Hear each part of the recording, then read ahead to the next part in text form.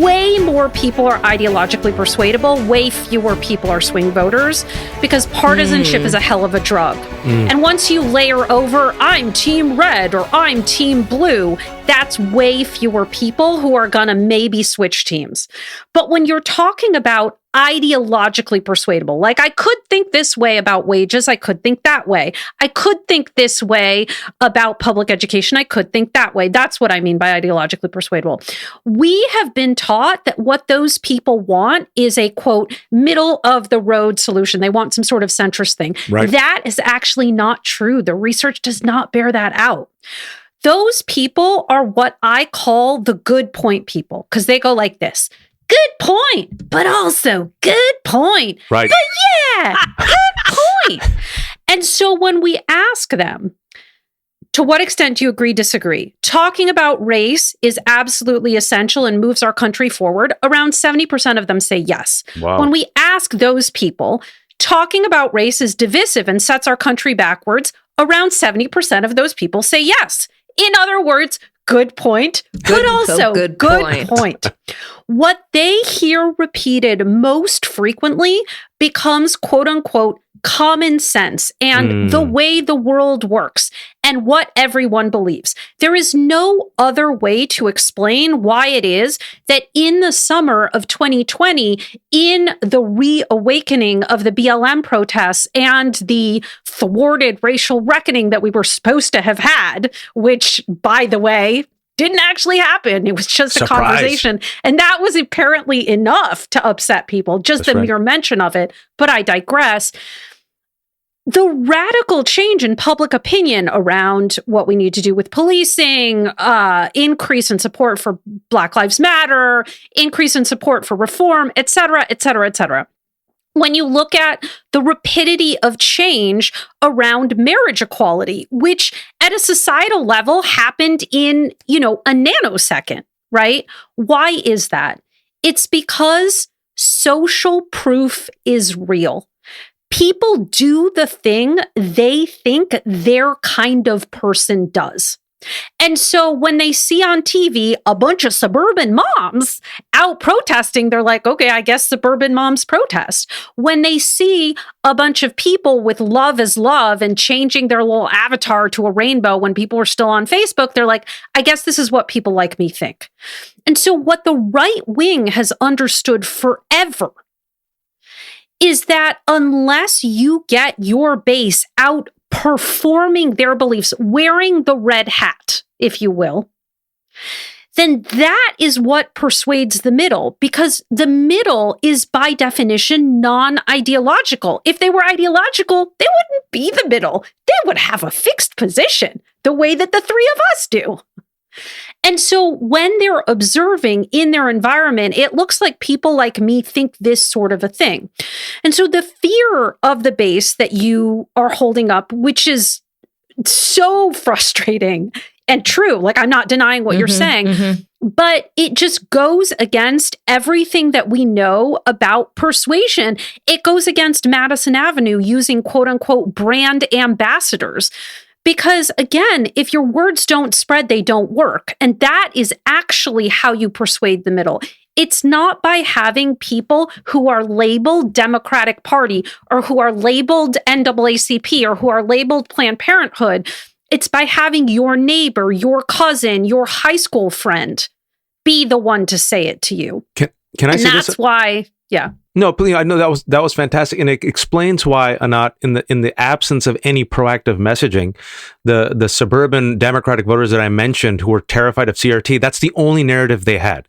It's the only narrative they had. It's the only one they heard. Because all they heard was Trump. Well, he's not Trump. Oh, my kid is going to become a transgender activist who hates white people, right?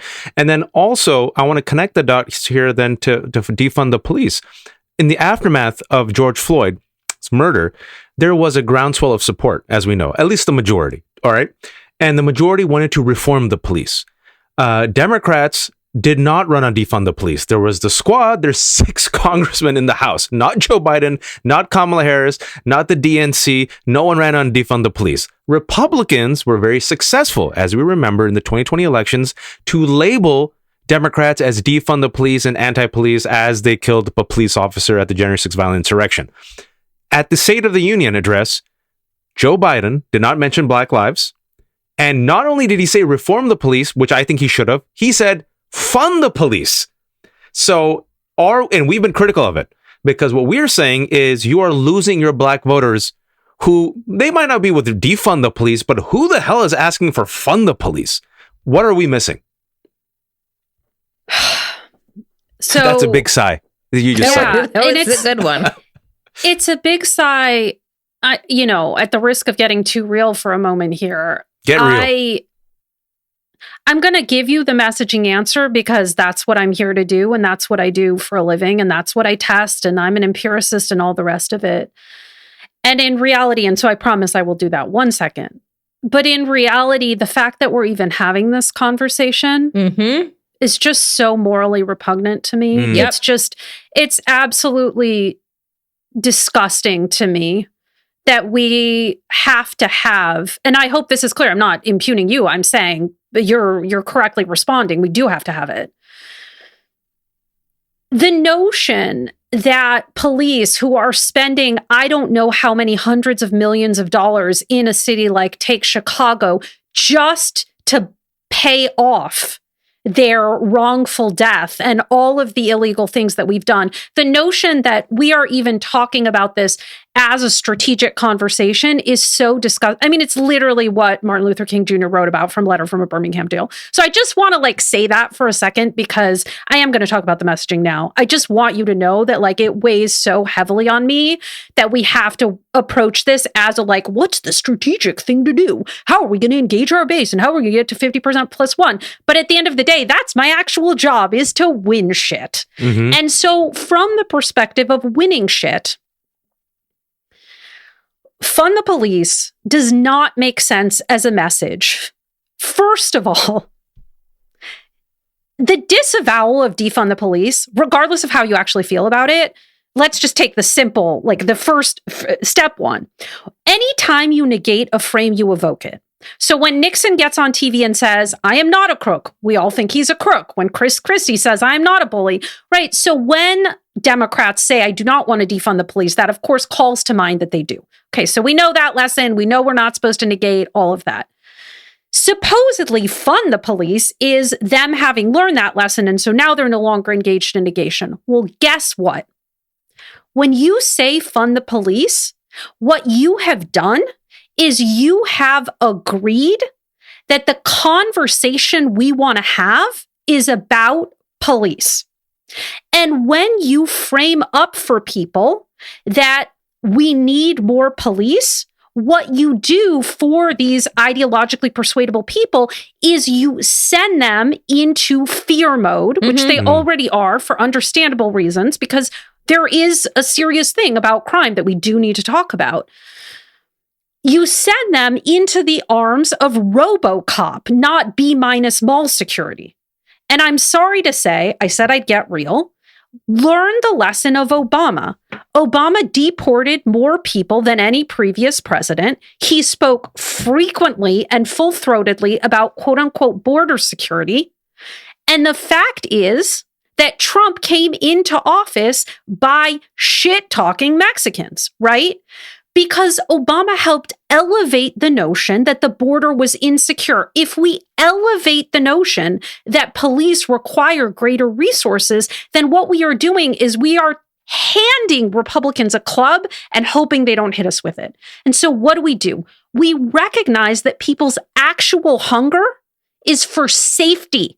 What people want is to feel safe. They have been taught, and when I say they, I want to be clear, I mean, across the board. This is also true of African-American respondents. Again, I wish this weren't true, but the data are there.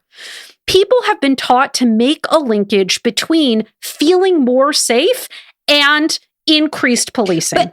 But I just have to say this real quick, is that, but we know fundamentally that is not true.